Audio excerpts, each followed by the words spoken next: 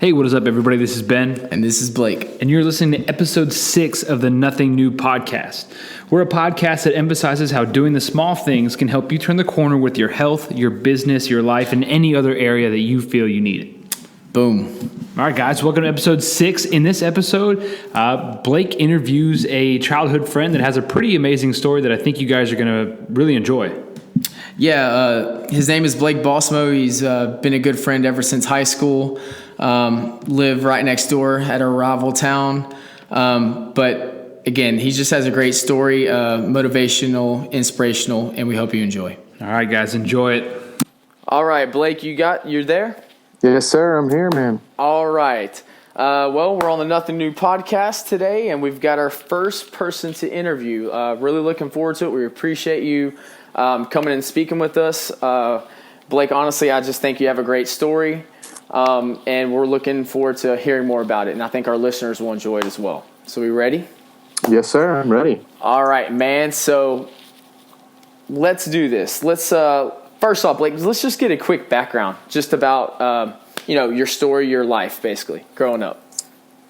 Well, let's see here. I mean, you know me pretty well. Obviously, we're pretty close friends, you know. We grew up the same general area. Yeah, somewhat close. Nah, you're a good friend of mine. We're, I was an Indian, of course. You were a Bulldog, which is, a big rivalry, but hey, it is what it is. But just growing up, I was always, per se, the larger person in the school, if you want to put it that way. I did sports, baseball. Growing up, it was a big thing. I really enjoyed that, and I was always the larger one out there. And not to mention being large, I was also I still am a ginger.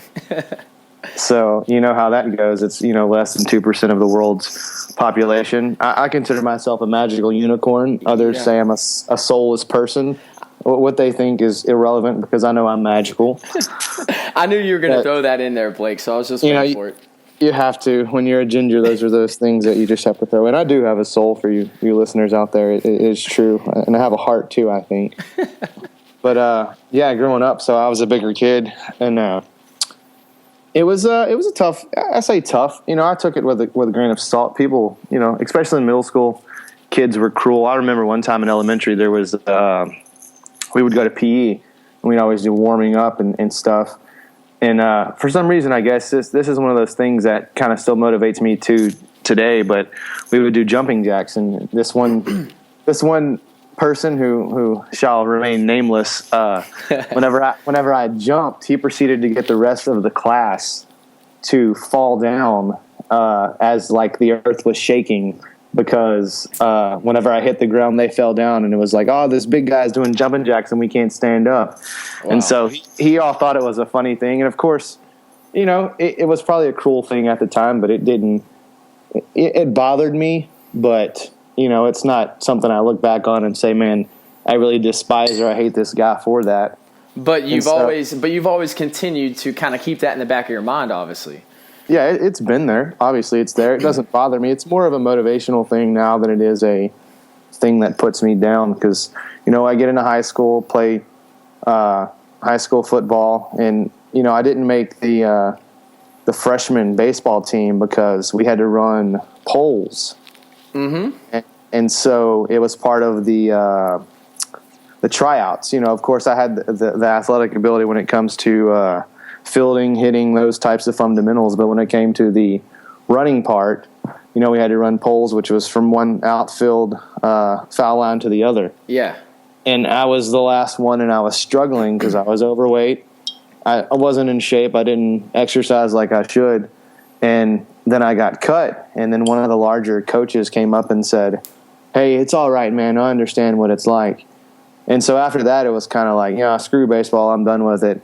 And, hindsight's 20/20. I wish I could go back and do it again because I've got, this, of course, is about motivation. And the motivation I have now is not the same motivation I had back then. Right. And it is what it is. So, and then I continued through high school, played football, was always the bigger guy, graduated, was in college, you get the college thing, you start drinking tacos from Jack in the Box. You and I can attest to that. We went to many nights where we've went to the bar and came home and had some late night food, and it all added up, and finally got to the breaking point where one day I stepped on the scale when I was probably 26, and it read 270. And at that point, I was already married then. I got married to my wife in 2011. And then so that 2011, about the fall of that time is when I stepped on the scale, and it was 270. Mm-hmm. And at that point, I was like, no, I'm not doing this. I was wearing double extra large shirts and size 48 jeans, and I said, no, I'm not doing this. And then come New Year's Day of 2012. Okay. I said, okay, let's do this. And I didn't really know what I was doing, but I know that I was tired of being how I was. So I said, it's time for a change. So this all started basically from 2012. This was a New Year's resolution. It wasn't even a resolution, because I didn't go to bed that night. We were at the beach, and I had cookie cake and was eating like a pig, drinking beer. And so I kind of got home that Sunday, and it wasn't like a New Year's resolution. It was more of a, I'm going to do this. Because I'd tried in the past to do different things as far as weight loss. I'd go a couple of months, fall back. And so it was just kind of, let's do this. I'm tired of it. I don't know what I'm going to do, but I'm from here on out, I'm changing, and this is where we start. And so that's awesome. How would you describe, when you stepped on the scale and you saw that 270 on there, at that point, up to that point, what was your self-image like? How did you see yourself through other people's eyes, I guess? Well, I had a very good, my wife was amazing with this, because, she tells you, oh, you're beautiful, you're handsome, you look fine. But as a self-image for me, once I saw that and looking back and seeing pictures, I was like, man, that's not, I don't like that at all. Yeah. I was quite large, and, of course you were with me when I was large, and, none of your friends are going to say anything. They make the occasional fat joke or something, but they're never going to say, man, you're really overweight and yada, yada. Yeah. But it was kind of, once you see that number, I didn't feel like I had gotten that far, but apparently I had. Right. And it was almost like a shock, like, okay, yeah, time it was to make the change. It was okay. This is, let's do something. Okay. It's time for a change. So that time, it's hit you now. You see you're at 270. You're not happy with where you are. Once you got started onto this new journey, you got started onto this new direction. What were some barriers that you instantly faced? What was just like, man, after maybe week 3, you're just like, oh my goodness, this is rough. Well, hell, the first day was a barrier. I remember running, and it was about, it was probably longer, but I say 500 yards, and it took me 5 minutes. And the first day I said, okay, I'm going to run for 5 minutes. And I ran for 5 minutes, and I probably ran 500 yards, like I said, and I was out of breath. And so I said, okay, well, you know what? Tomorrow I'm going to run 6 minutes. Okay. And so I guess the biggest barrier per se was, it was a struggle. Like you haven't really done anything since high school. In high school, you're able to run so much more. And so it's kind of like a slap in the face saying, oh, you're not going to be able to do this. This is going to be tough. Right. And then another thing was just food. When you're at that point, you're eating anything and everything. And so it's a complete change. You've got to reset your mind, and you've got to rethink, and you've got friends that can do these, go out and drink and eat. And you've got to step back and say, no, I'm not going to do that, or I'm going to eat this salad, or I've got to work out today when I get home from work, when I'd much rather sit on the couch, or I'd much rather do something else. Right. Well, did you set out a plan for yourself? I know, day one, you're like, okay, I'm running 500 yards, or however long you planned on running, you might have only got 500 yards. But how did you what was the plan like? How did you set that up? Honestly, I don't really remember. I don't think there was a set plan.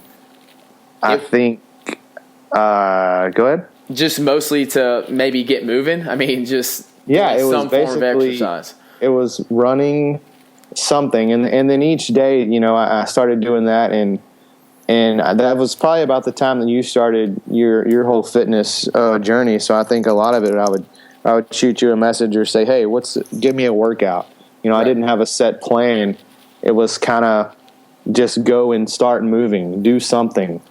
And then once I started figuring out what I wanted, I would kind of look at maybe different workout plans or getting on Google, researching different types of workouts and things like that. Okay, and what, going along this whole process, what was keeping you motivated? Because I know that's what a lot of people struggle with is, they work out even for, 3 months, and then all of a sudden it falls off, they fall off the wagon, they can't seem to hop back on. So what was it that was keeping you motivated throughout this process? Because I know, like you said, it's not easy. At this time, probably my wife keeping me motivated, and friends. Once you go at it and you lose that little bit of weight and somebody recognizes and says, hey, man, you look like you've lost a little bit of weight. That right there it makes you want to do more and keep going. And you've got to get to that point. And another thing was children. I didn't have kids at the time. And, of course it was in the future. And at 270 and barely being able to run 5 minutes, I knew that if I was continuing on the path that I was going on, mm-hmm.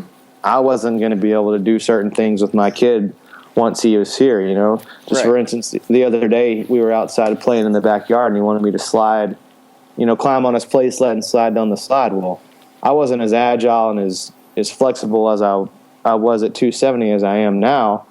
And I wasn't going to be able to do that, So that was kind of a motivating factor then. It was knowing the future and what I wanted to do, and I didn't want to hinder that. Once my children got here, I wanted to be able to do as much as I can with them and be active with them. Right. Well, so did you join a gym at any point, or how were you doing your exercise? Before that, I was, like I said, I'd went a couple of months. I'd go 3 or 4 months working out and essentially trying to eat better, and I wouldn't see any progress. And I think a lot of it had to do with diet. And so I had a gym membership, but at that point I said, I can run around the block.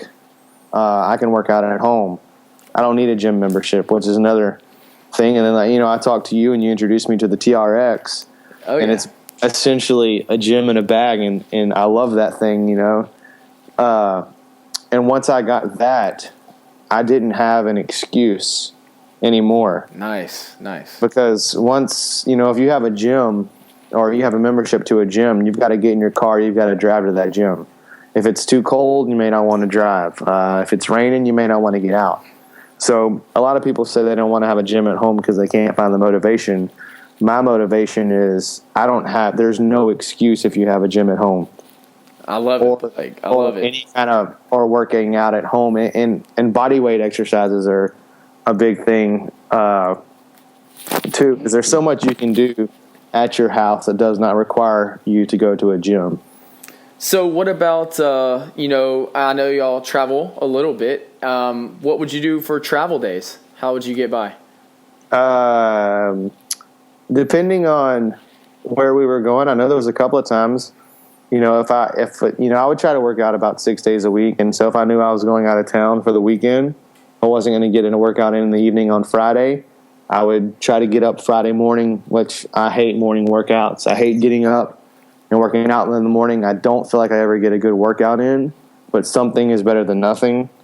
Yep. And so I would get up and then I would do, workout, take Saturday off, whatever. I know I'd be home Sunday, get something in on Sunday. Or if I was out of town, there'd be times when you can do push-ups, body weight squats, some sprints. There's ways to figure it out. I would just Google or come up with my own little thing to get some type of exercise in while I was gone or away from the house. I love it. And basically, what you're saying right there is you basically, these trips that people take, you know that trip is coming up, right? So what you went ahead and did is you planned ahead.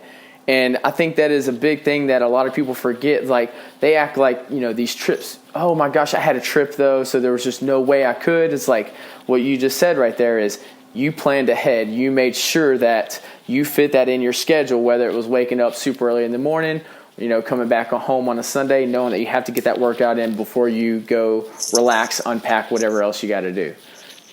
Right, absolutely. And then another thing too was rewards. If I knew that I was going to be drinking beer or having some good food on Saturday, I would make sure that I get my workouts in so that I don't have those essentially regrets come Saturday once you indulge in all these good foods and beverages and whatnot. I gotcha.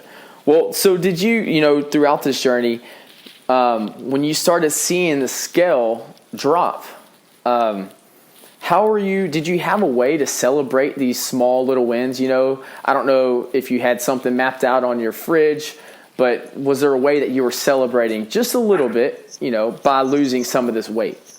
Yes. I don't know if I had it mapped out on the fridge. I had it mapped out on my head, but okay. Sweets are my kryptonite per se. I can't resist them. And so if I put them off during the week, I would allow myself some type of sweet as a reward on the weekend. And I wouldn't go overboard, If I like chocolate chip cookies, I'll have one chocolate chip cookie. Or to me, the biggest thing, which actually I'm craving right now, and I'm going to try to have a good week next week or some other week, have a really good, is Great American Cookies. Oh, the sugar cookies. Those are my reward. And that would be, I guess, food is my biggest thing, would be a reward. But then there's other things. It's just another reward would be your wife telling you, hey, good job, or your friends telling you, hey, you look good. And it's not a reward that I planned on getting, but it's a reward that I'll definitely accept. Right. So other than your wife, did you have a team of people around you that were kind of helping, encourage you to keep this moving along as well? I mean, you've already mentioned your wife. You've mentioned, you were talking with me a little bit, but, is there any other people that you're like, man, I'm so thankful that I had these surrounding people around me to help me keep this moving? Man. I guess my friends per se, but they never were like, hey, you need to go work out, or hey, you need to do this. They were. It's a tough question because, I mean, my wife obviously was the biggest one, and you were, hey, go do this or do that. But there wasn't, not that they didn't. It's not that they didn't care, but it's there was some other buddies that were exercising at the time, and keeping me motivated, but nobody, I guess, really in particular. Other than, my wife, and every time, you would check up on me quite a bit, and I'd, shoot messages and say, hey, what's a good workout, or what can we do with this? There wasn't really anybody saying or keeping me accountable. It was basically myself. Like, if you can't keep yourself accountable, then I can't expect others to do it either. And Right. Well said. Well, so, what, Blake, right now, I mean, if you step on the scale, how much weight have you lost from that first day that you started that you couldn't even run 500 yards? I know all of our listeners want to know because we have not even mentioned that. So where are you at today? How much weight have we lost? Man, that's kind of a loaded question. I don't know if this morning when I weighed, I was 204. So essentially it's 67 pounds, but I'm not gonna lie. I got down to, I think my lowest was 182. Oh my goodness! And but then I've had kids, and everybody that has kids knows that it's really tough.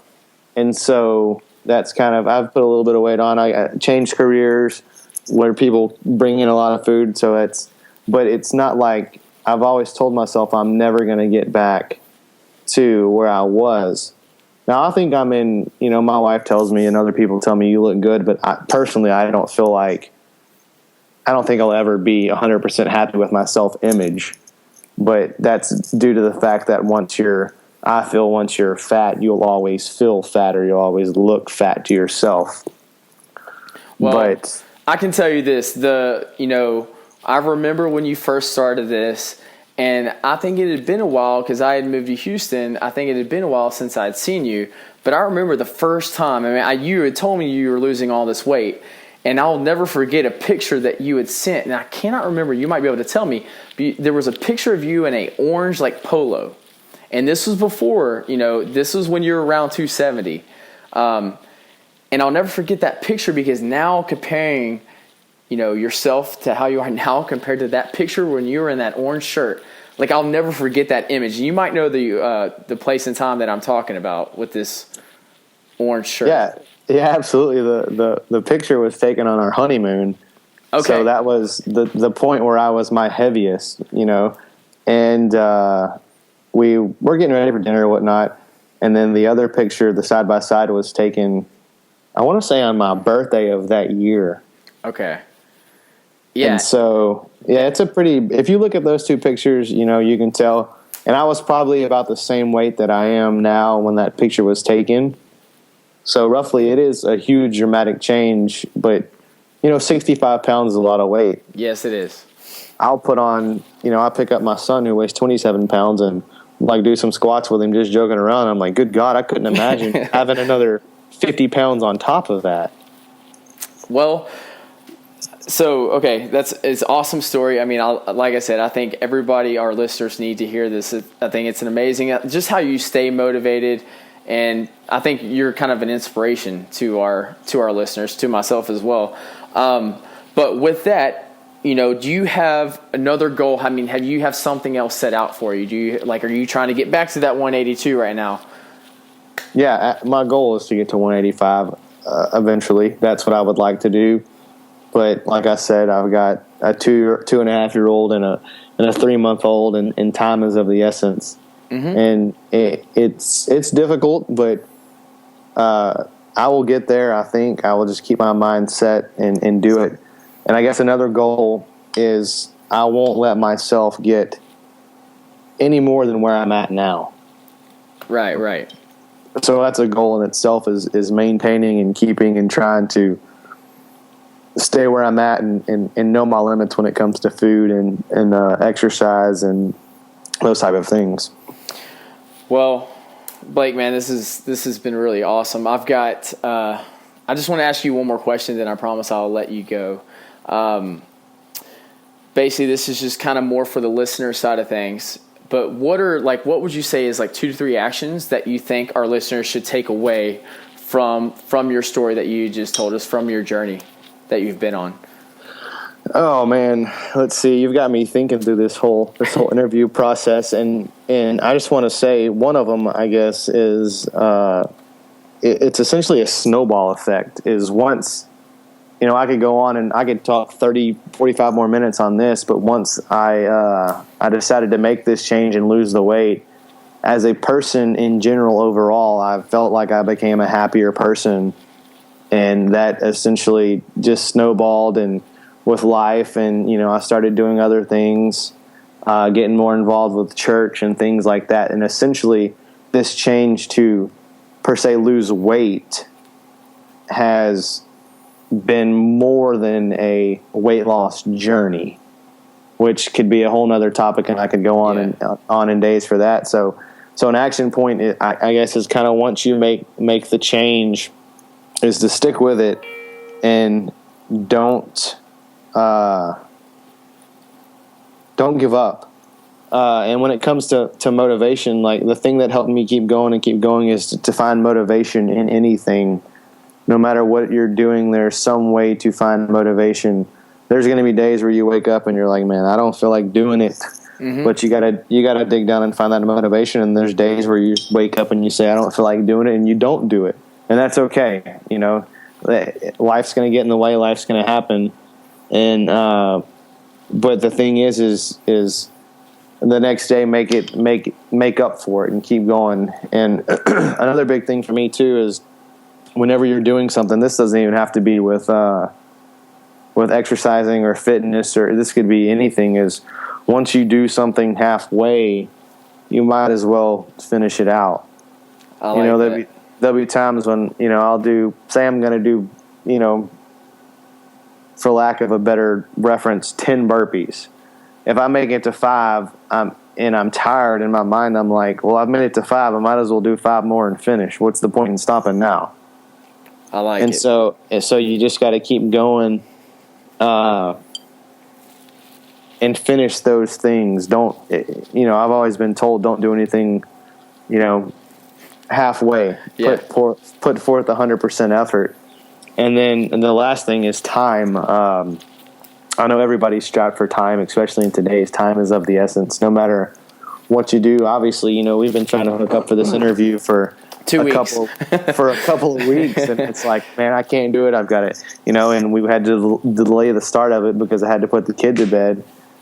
But time is a big thing, so you have to take the time that you have and make the most of it. Like I got home today, for instance, and, Amy wanted to go, my wife wanted to go she was at her parents', and so we were going to go eat. Well, it was 5:10, and I said, I need to get a workout in because I know if I don't do it now, I won't probably do it later. So I just did something for 20 minutes. I think everybody has at least 10, 15, 20 minutes to do something. If you need time to sit down and meditate or read, then take those 5, 10, 15 minutes and go do it. Time is a big thing, and you just have to manage your time, and you have to find the time to do the things that you want to do. I love it, Blake. Man, that's awesome. That was a great. We're going to put it into it because that was actually a perfect finish. We really appreciate you coming on. I think our listeners are going to be very appreciative, and like I said, we're just trying to get your story out there. And again, thank you so much for joining us today. Absolutely. Thank you for having me. I've followed the first couple of episodes of Nothing New. Follow the Instagram. It's good stuff. I like it. I'm not trying to ramble on, but before when you started this, you asked me if I listen to podcasts, and I was like, not really. But I've listened to all 5 episodes and started listening to other things. So I think what y'all got on is a good thing. Awesome, man. We appreciate it, and we appreciate the support. Definitely. Absolutely, man. No problem. All right. Thank you, Blake. Thank you. All right. Bye-bye. All right, guys. Hope you enjoyed that interview that Blake did with Blake. It was definitely a powerful story, and we're going to have a full in-depth breakdown in next week's podcast. But until then, I hope you guys appreciate the story, took something from it, and you want to share this with somebody that might feel they need to hear it. Definitely please do. Find us on iTunes, 5-star review if you think we've deserved it or earned it. Would appreciate that. Hit us up on Instagram, Nothing New Podcast, and then, that's pretty much all I got. Hey, don't forget the 2 dragons. Hashtag 2 dragons if you want to find out some more cool stuff that we've done. So until next week, enjoy the story, learn from it, grow from it, and we will see you next week. Thanks, guys. See ya.